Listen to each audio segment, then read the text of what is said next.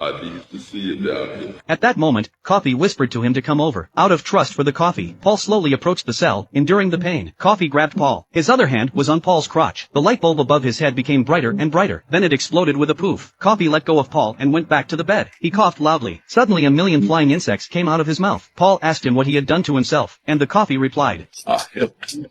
And then he went back to bed, exhausted. Then Paul went to the toilet, and felt a relief he'd never felt before, and his face became more and more soulful. He was in a state of euphoria. To thank him for the coffee, Paul brought him some bread made by his wife. Kindly, Coffee shared the bread with Dale and his mice across the street. The psychopathic murderer who ran the prison before showed his displeasure. He spat on Paul, and pissed on the guards. Paul had his own way of dealing with bad guys like that. Paul had his own way of dealing with them. He took out a high-pressure water gun and knocked him out, and then he put him in the dark room. It was the day Dale's planetary date arrived. In the last hours of his life, the last thing he wanted to do was to let go of his little mouse, so that he could leave happily. The guards prepared a stage for him. After the show, Dale went back to his cell happily, but he didn't expect to be taunted by the second generation of officials, thinking he'd give Dale a hard time in his last days. He was walking slowly, but he was accidentally strangled by a pervert. The pervert stroked his head and molested him, but Paul was able to stop him before he let go. The second generation officer escaped, but he was already pissing his trousers. Seeing this scene, Dale laughed out loud. The second generation official took it all to heart. The next day, they began to discuss the fate of the rat. To comfort Dale, they made up a good-natured lie, that there was a mouse village in Florida. It was full of performing rats. If Dale's pet went there, Dale's pet would be a big star. Dale was relieved. In the middle of the conversation, the mouse escaped. He was stomped to death by a second-generation bureaucrat.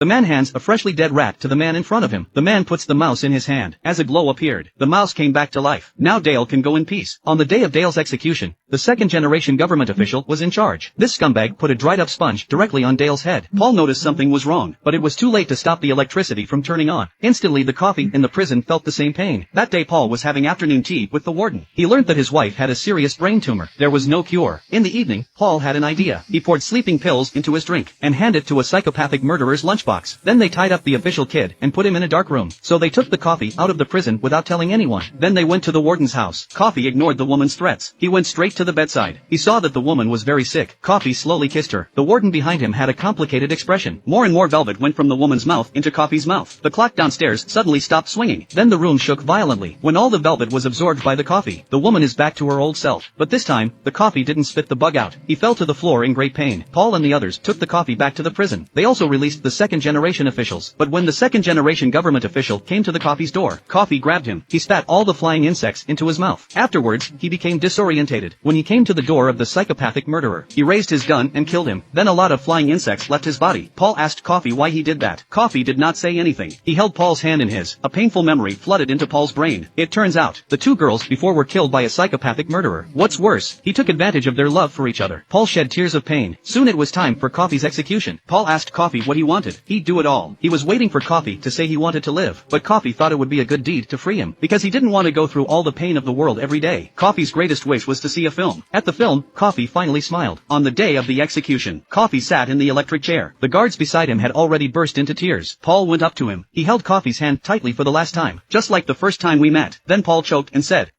Hold on to. And so it was. Paul sent away the angel that God had brought to earth. After that, Paul quit his job. Years later, Paul recalled all this. The old man in front of him didn't believe it. Paul took him to a cabin. Here he met the little mouse that Paul had told him about. He was in his twilight years, just like Paul. At that time, the Coffee gave half of its power to Paul, and the other half to the mouse. Paul was now 108 years old. Coffee gave him his powers at the same time. It was as if God was punishing Paul for sending away his angels. Paul could only watch as his loved ones left him one by one. He had to taste the pain and loneliness of the world alone.